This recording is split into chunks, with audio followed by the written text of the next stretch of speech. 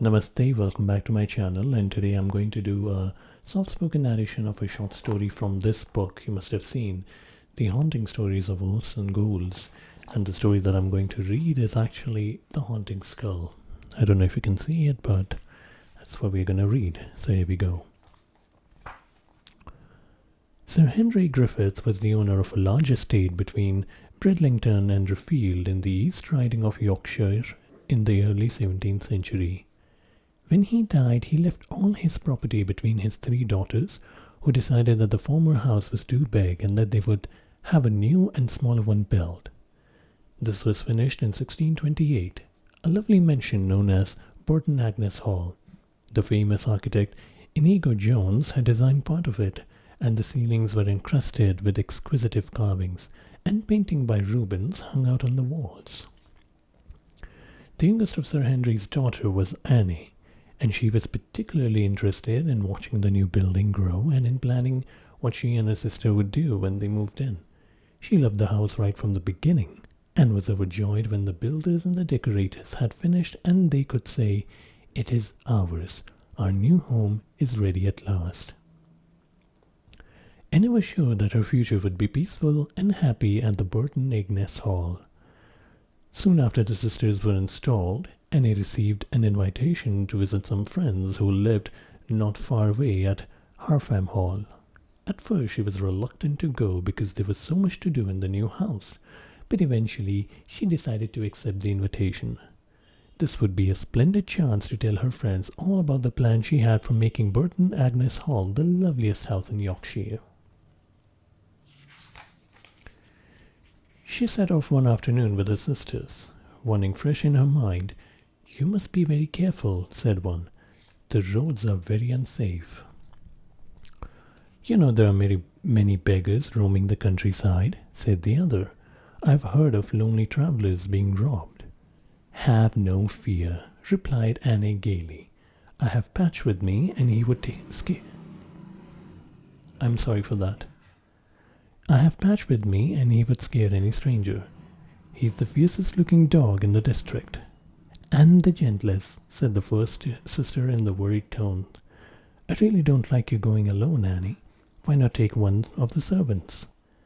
"They are too busy setting the furniture straight and putting the pictures up," Annie cried impatiently. "I shall be all right, I tell you. Besides, it's such a short way. I shall be there in a quarter of an hour." So, with a fawn-colored dress billowing out behind her, she strode off, her dog at her heels. She had travelled over half the distance and was enjoying the fresh breeze and the spring sunshine when the two men stepped from behind a tree and stood in front of her, blocking the narrow lane. "Excuse me, miss," said one of them. His tone was civil, but there was an evil glint in his eyes. "What do you want?" "I suppose you wouldn't care to help a couple of poor travellers on their way." "You are right. I would not," Annie replied spiritedly. "Besides, I have no money with me. Move aside and let me pass." The other man spoke. "You have a pretty ring on your finger. I dare say that would fetch a good price." Annie's eyes flashed with anger.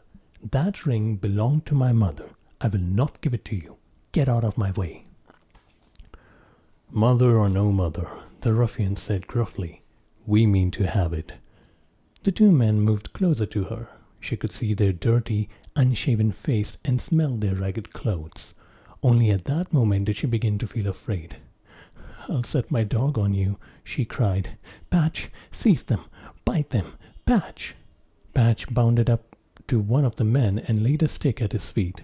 Then he sat back, tongue hanging out, tail wagging, ready to play his favorite game. The man gave a hoarse laugh, picked up the stick, and flung it contemptuously over the hedge and into a field. Patch barked happily and scrambled through a hole after it. "So much for your savage dog," sneered the beggar. "Come on, miss, your ring." "No," Annie cried desperately. Suddenly they closed in on her. One of them grasped her wrist.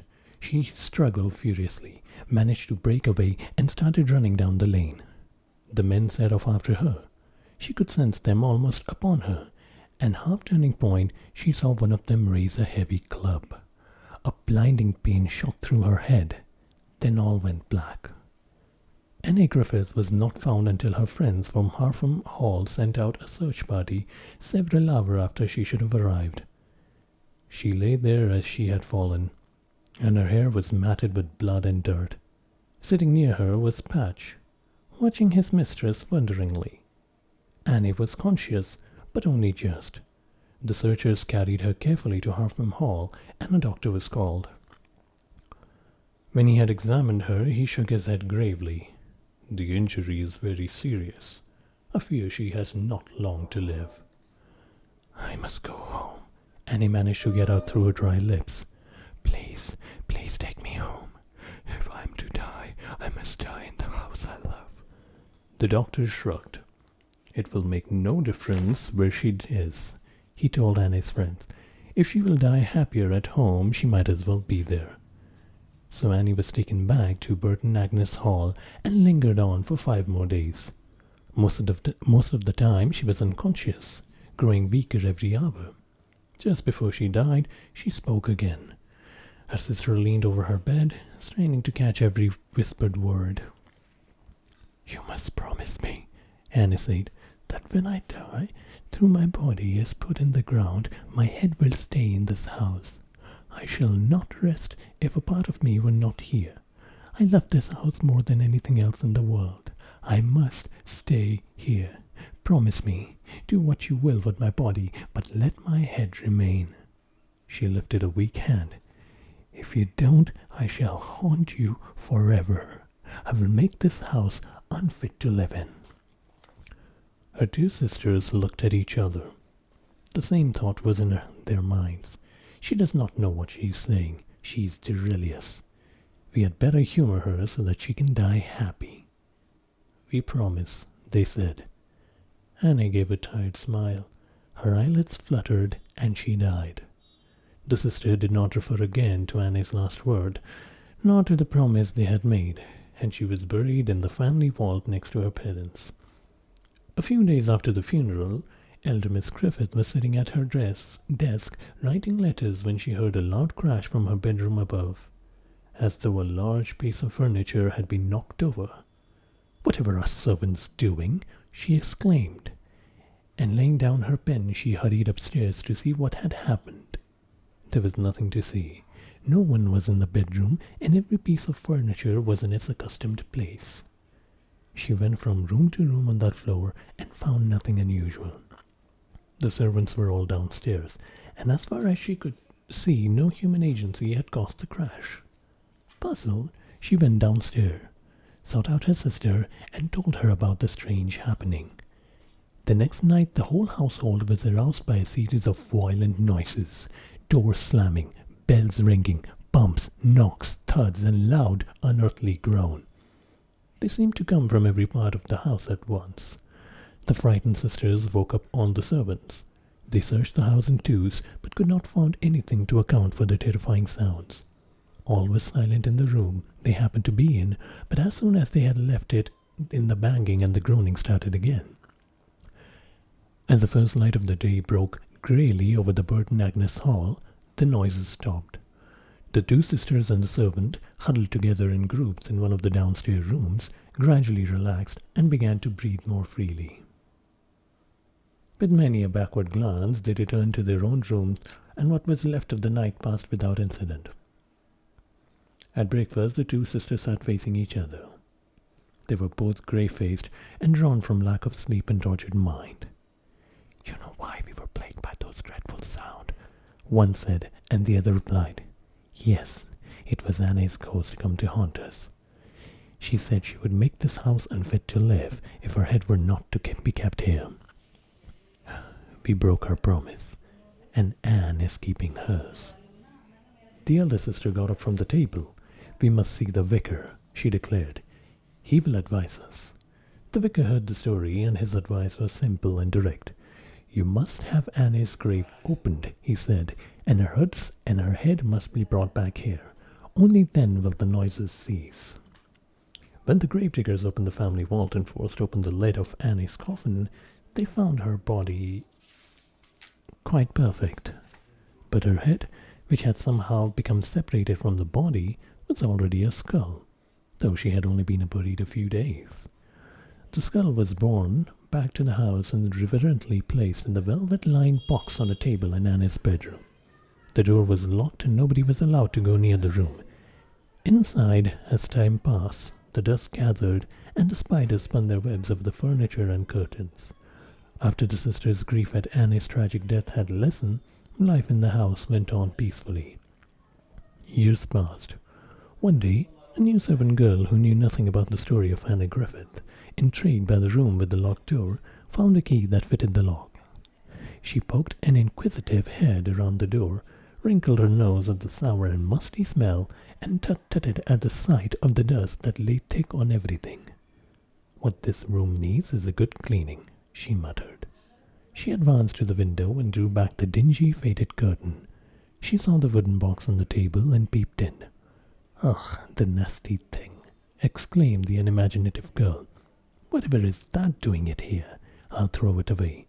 She opened the window, picked up the skull, and hurled it out, thinking it would fall on the soft earth below. But she flung it further than she had intended, and it landed in a cart that was passing under the window on its way to the stables. The girl's hand flew up to her mouth to check the scream she suddenly let out.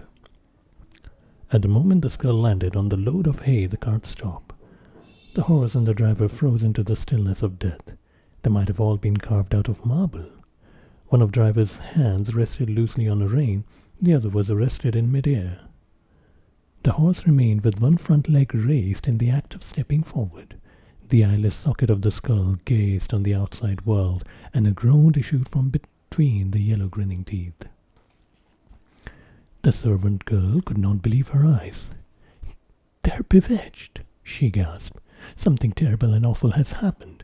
She flew downstairs and met the housekeeper in the hall. "Oh, madam, come quickly, please come quickly." She began to stammer. I was in the lock room, and the skull. It bewitched Sam Cant and the horse, and oh, what have I done? The skull." "What on the earth is the matter with you, silly girl?" exclaimed the housekeeper. "What are you trying to tell me?" For answer, the girl dragged her through the front door and round the corner of the house.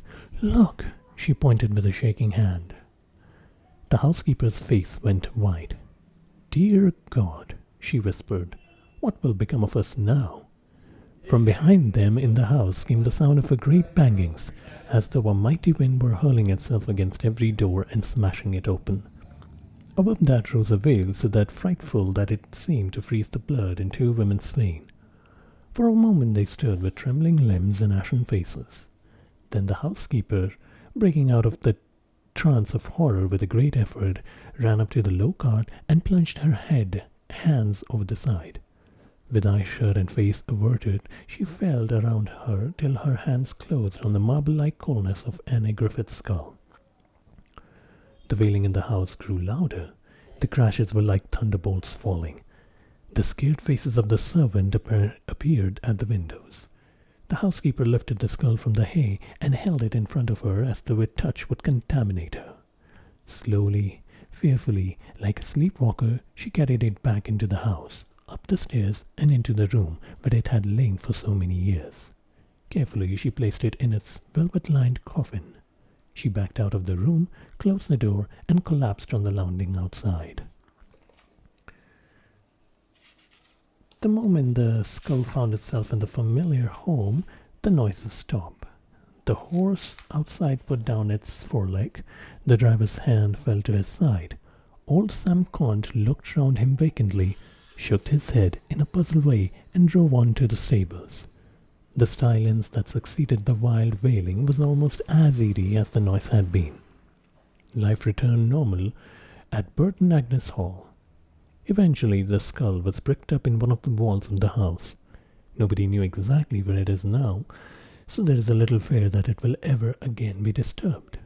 The ghost of Annie Griffith is quiet but still haunts her old home. She had been seen on many occasions as the girl who set out on a bright spring day to visit her friends. A small thin figure in a fawn dress has been seen coming through the garden, going up the steps and disappearing through the front door. Whenever she had been approached, she has vanished. Annie Griffith loved her new home when she was alive, and for over 300 years she has continued to love it. Many families that lived in the house have died or left and are forgotten. But Annie Griffith lingers on, and her story will never be forgotten as long as Burton Agnes Hall still stands. And for those who would like it, here is the picture of Annie Griffith's skull. And yeah, I guess that's it then. So I hope you enjoyed the story and the narration. And this is me first time doing a face cam. I don't know how much you will like it, or maybe you won't like it at all. But do give me your suggestions. I will see you later. Bye.